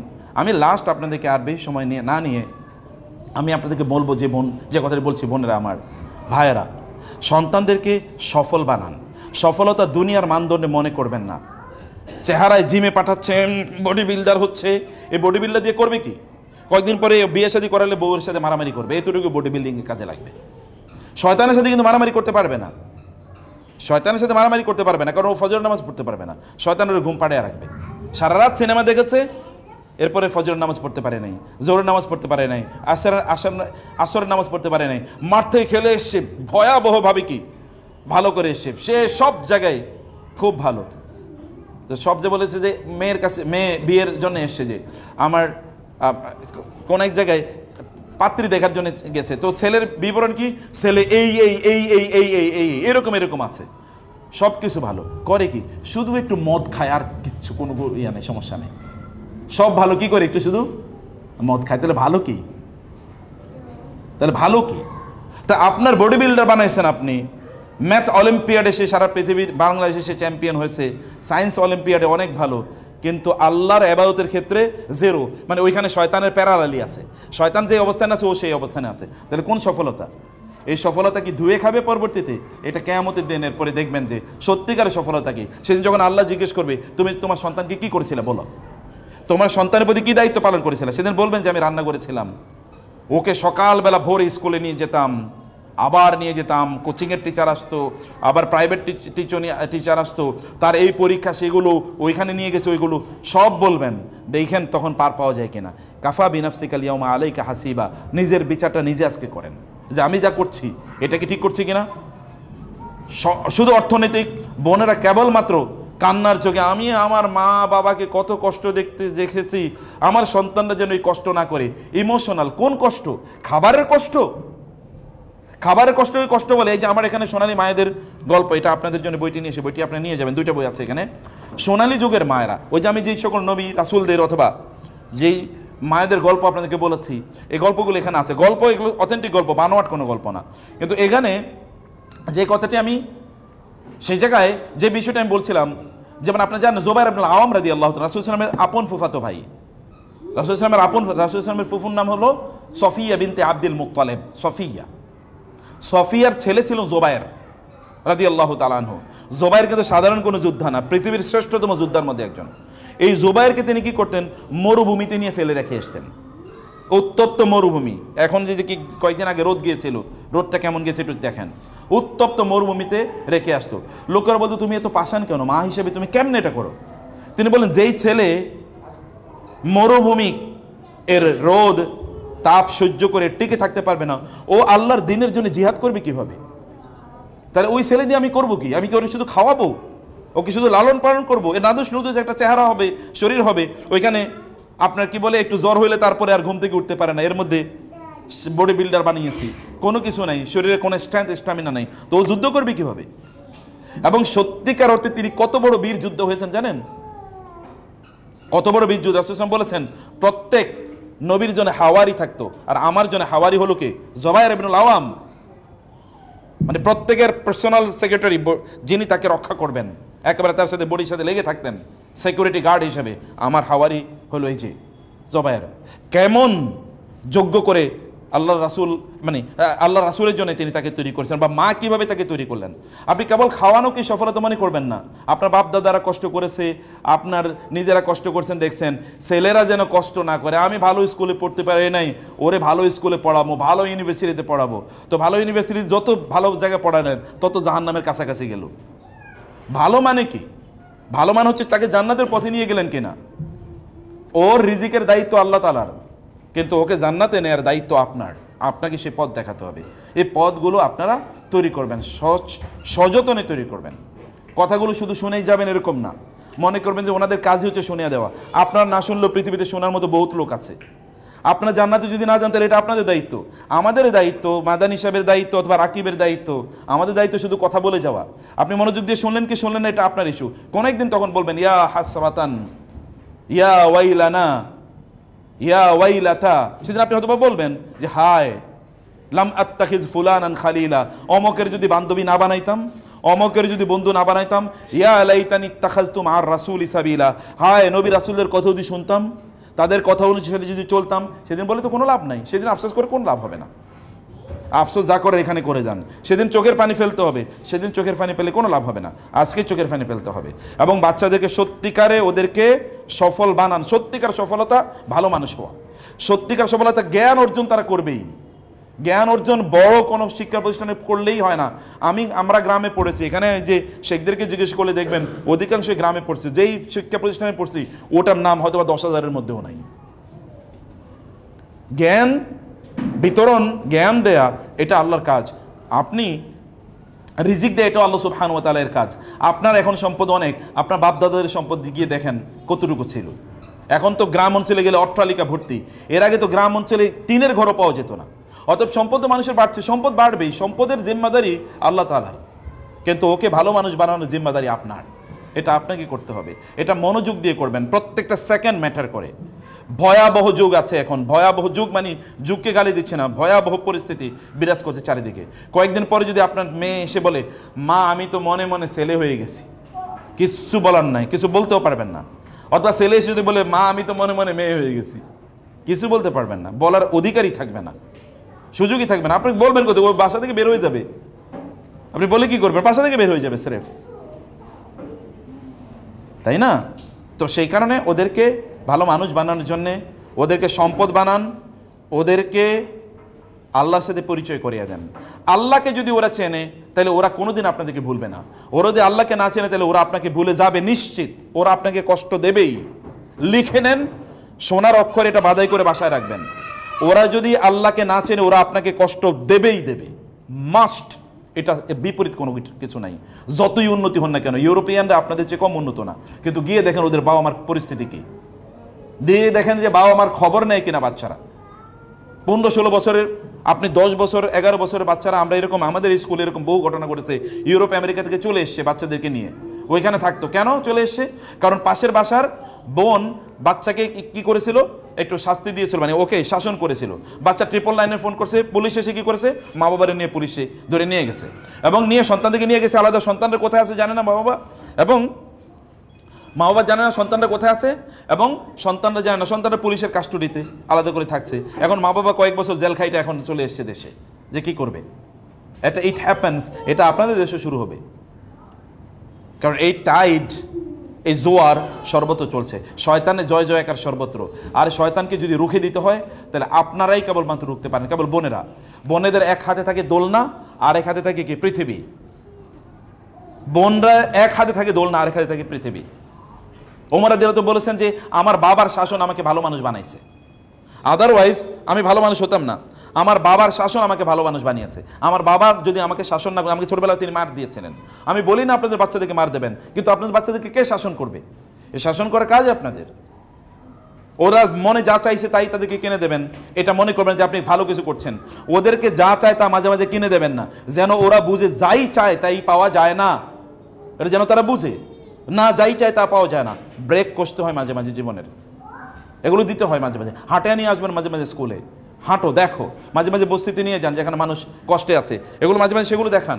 বিভিন্ন জায়গায় ওদেরকে পরিস্থিতিটা দেখান, তাহলে ওদের মধ্যে রিয়েল ফিলিং তৈরি হবে। ওদের মাধ্যমে ভালো কাজ করান। আপনার রান্না, আপনি ওরা খাওয়া দাওয়া করছে, প্লেটটা আপনি কেন ধুইবেন? ওকে প্লেটটা ধুয়ে রাখতে পারে না? ওকে শেখাতে হবে না আপনার?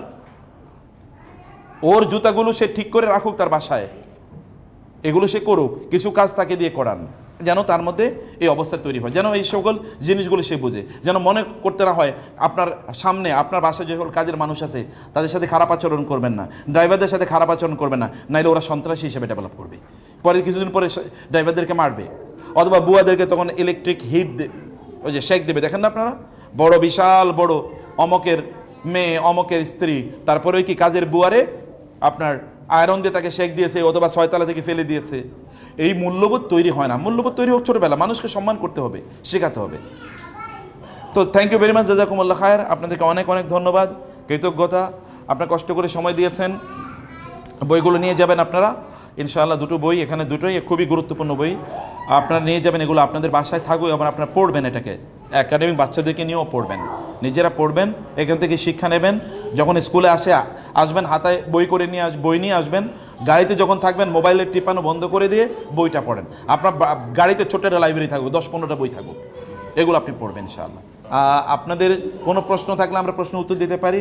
আদারওয়াইজ আমরা এখানে মাঝে মাঝে আসবো, আপনারা আপনাদের যে কোনো পারিবারিক ইস্যু এগুলো আমাদের সাথে আলোচনা করবেন ইনশাআল্লাহ।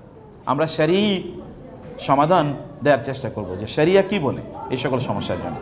জি, ওয়ালাইকুম আসসালাম। জি, আচ্ছা বোন,